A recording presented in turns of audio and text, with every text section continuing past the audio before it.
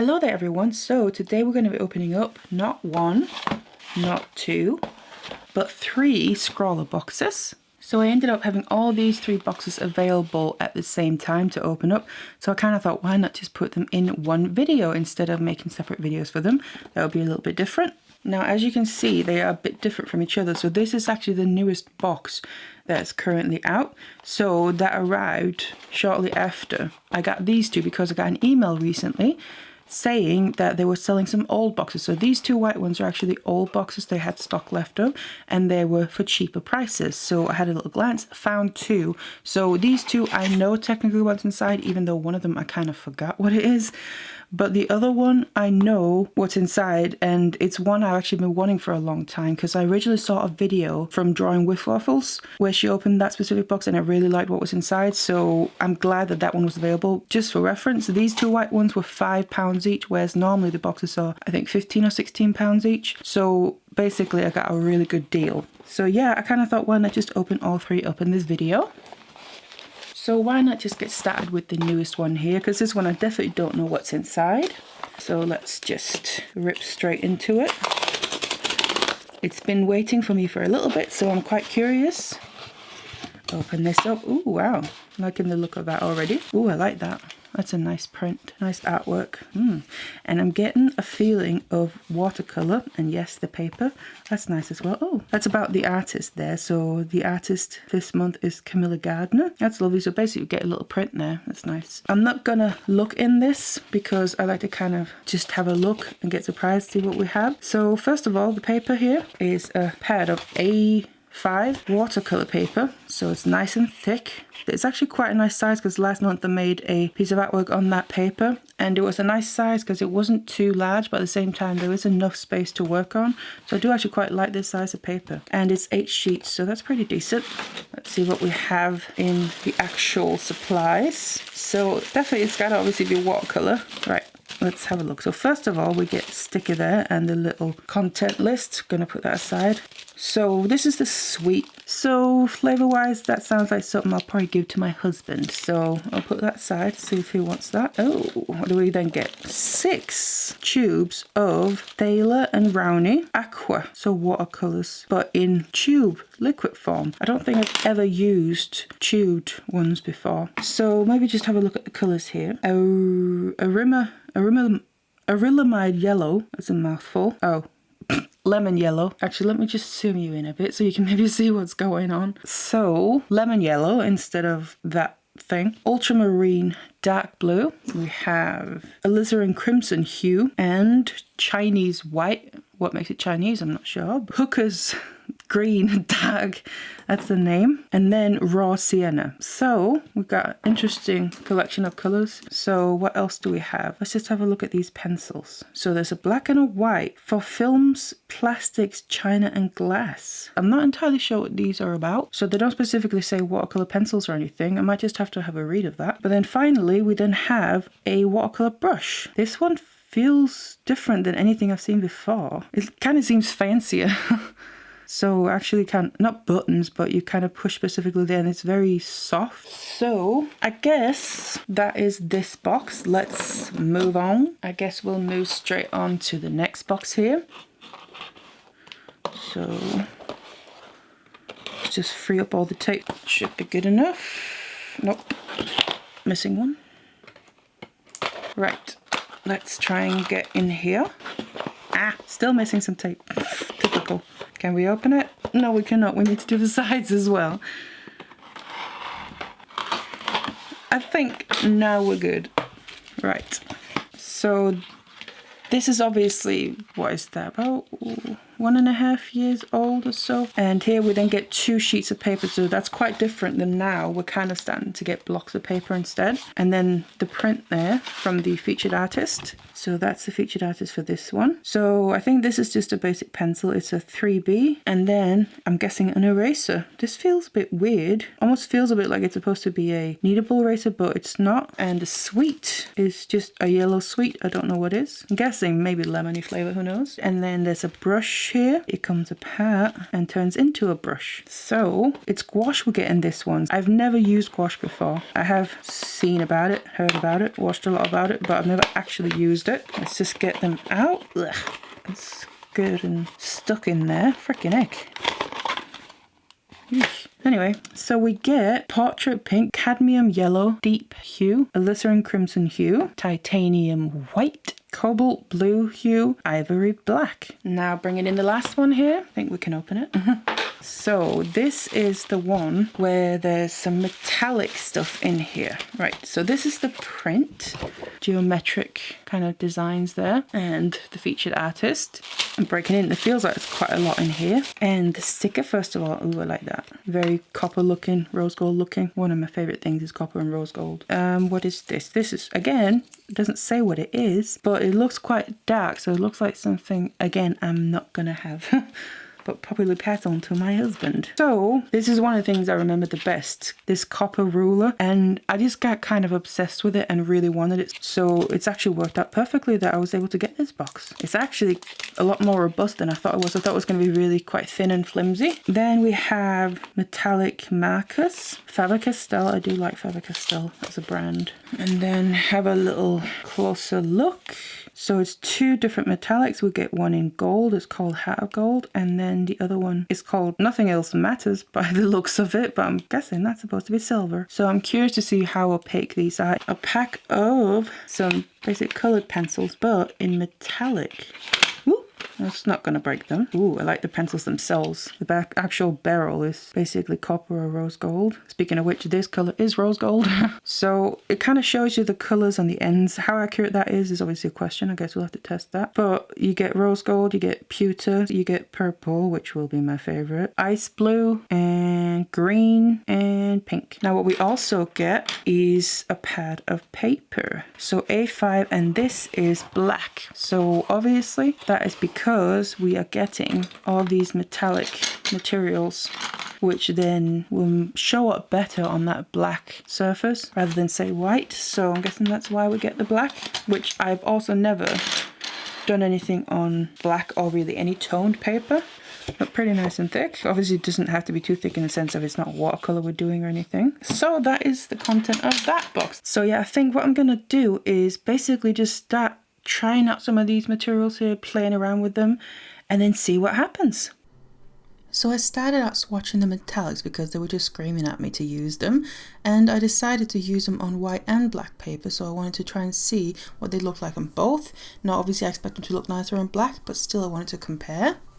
So I started with the Faber-Castell ones, and they were actually really nice to use, so they don't seem like the kind of pen that'll clog up like a lot of metallic ones do. But they did have a really nice flow, so I can definitely see myself using these more as kind of accents on pieces of work that I do. Moving on to the metallic coloured pencils, I wanted to do the same thing, try them on both the black and the white paper, so I did a couple of swatches of all the colours. So straight away they do seem a little muted compared to what I was expecting on the white paper, but I think they'll look even nicer on the black, which I'm just about to move on to. So again, I start with the gold Faber-Castell pen, and straight away you can see it just stands out so much more on the black here than it did on the white paper, and it's going to be the same for all the rest basically, so especially also the silver, which I do next, and of course also the same with the coloured pencils. They are definitely a lot brighter here on the black paper, just like I expected. So it definitely makes sense using these metallic supplies on the black paper mainly, unless you're just using them as accents in pieces that you make, then obviously you can use it however you want to. But it's really going to stand out as I compare the two, the white and the black paper side by side in a moment here. You can really see the difference between just using the right kind of paper for the right material. Now I also thought while I got the paper out here, I'm just going to test that black and white pencil that came in one of the boxes as well, just to see if I can figure out a little bit more what they're actually about. Now obviously the white one doesn't show up on the white and the black doesn't show up on the black, but the opposite way around you can definitely see them. I'm still not quite sure what these pencils are actually about, but I do try and play around with them a little bit more. Next I moved straight onto the watercolors, and I wasn't quite sure what to expect because I don't recall having tried liquid watercolors before in tubes like this, only the pans that you get where it's basically dried watercolors. So I tried them out and I was really impressed with them. Like I said, I didn't really know what to expect, but these are very bright and pigmented. So I was very impressed with how they came out in the swatches just alone. Now I also tried mixing some of the colours to achieve some different colours than what they came with, because we obviously have the basic ones, so we should be able to get quite a few other different colours as well. And here I'm adding some watercolour over those pencils that came in one of the boxes, mainly the white one, to see if it will kind of work a little bit like masking fluid or masking tape. And I found that it didn't really do anything, so I still am not quite sure what these pencils are for. I also wrote a word and then painted over it. But yeah, like I said, I'm not entirely sure how to use these pencils. So I would definitely have to do some more research and experiment to figure that out. Next, we're going to jump straight onto the gouache, which is also something I don't recall having worked with before. So very much like watercolors, because obviously it is kind of a type of watercolor, just more opaque, and you can also layer them on top of each other. And I also tried to mix a few other colors with these just to see what colors I would have available. And in a moment you'll see something that kept being a frustration to me as I made things with these supplies, and that is the brush. So it basically kept coming apart just like this, and it got really annoying at one point. Anyway, enough swatching, moving on to something I didn't record for some reason, even though I thought I did, but I started out using the watercolors and I just basically put a bunch of them on a piece of paper and just created this really, in my opinion, beautiful image. I love when it's just a bunch of colors mixed together like this, and I then wanted to put an encouraging word or happy phrase on it, and I'm really happy with how that turned out. I really love this kind of thing where it's just a bunch of colour and then you have some happy words or phrases on top of them. I just think it's really encouraging and a nice little pick-me-up.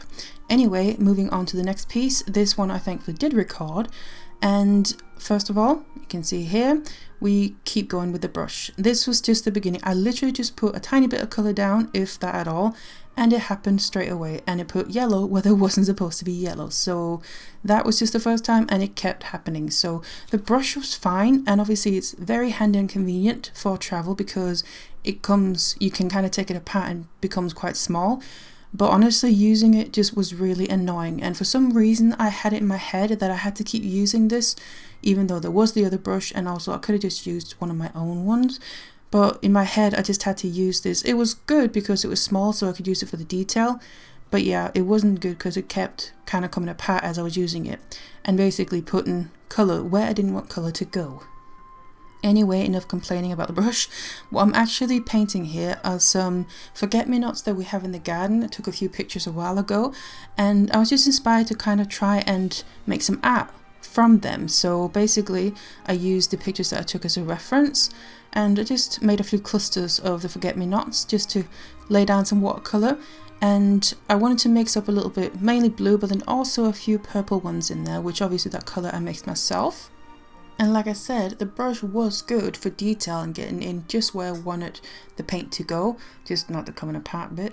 But anyway, in the end I did manage. Now also, what I'm a little annoyed that I didn't change brush is because I also added leaves into these, and there were kind of bigger areas where this small brush was too small, unlike when I needed it for the small areas. And for some reason, again, I just didn't think to change the brush. Even though there was the other water brush that I could have used that would have probably been perfect, but I just kept using this brush for some reason.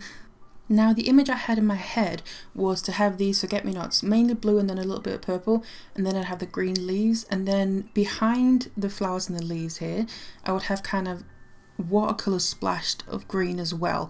But obviously I didn't want that background splash to blend in with the leaves, so that was a little bit tricky, also because I really only had that one green, and I did want to kind of keep it uniform in the same colors as well, but I just still wanted the leaves to stand out from the background, so it got a little bit tricky. But you'll also see that I ended up not just leaving it like this, because I think it's okay, but I wasn't completely happy with it. So I did end up afterwards taking my colored pencils that I had myself onto this. So basically I ended up using this watercolor piece as the base, and then I put my colored pencils on top of that after, and I definitely am much more happy with how that ended up after the colored pencils. And you'll see that in just a bit when we get to it. Now you can see I'm starting on that background area that I really wanted to look like a watercolor splash. Again, I think I'm using the wrong brush because the brush is too small, so I did start to wet the paper first and then I added the color. And because that's the kind of look that I wanted, but it just didn't really work and end up how I wanted it to look. And I think part of that was because of the brush, because the brush was just too small. Like it didn't hold enough water and color when I then wanted it to kind of spread out. But anyway, this is the final piece with the colored pencils on top, and I also wrote Forget Me Not right at the bottom corner there just to fill in the space and again make it a little bit more meaningful. Moving swiftly on to the next piece, I for some reason was on a watercolor kick, so I thought I wanted to try and do a gradient and basically turn it into possibly a sky or something, landscape like that. And I wanted to mainly do it purple because purple is my favorite color, so again that meant mixing my own color, and I did get it to work obviously, but I did find these watercolors a little bit weird when I mixed them, because it might have been me doing something a bit wrong, or it might just be how it is. But I kind of found as I laid these down after having mixed the colours, when it was drying, the colours started to kind of separate a little bit, and you'll see that as it's dried, but that was a little bit odd, I thought. But anyway, I created a gradient and kind of turned it into this purple sky or sunrise, and then I took the black gouache and basically create some trees and a little bird there on top of it, and I quite like actually how that turned out. So it's a little bit weird how the colours are mixing, but I still do like the end result. The final thing I just wanted to try and create something with were the metallic colour pencils. So I wasn't entirely sure what to do with these, and I would probably mainly use them for where I'm using them as an accent, but I ended up creating this kind of gem cluster, and I actually quite like how it turned out, and I think the metallic effect really adds to that as well. But anyway, I just did a little doodle, you could say, with this. Otherwise, I hope you enjoyed this video. Thank you so much for watching it, and I'll see you in the next one.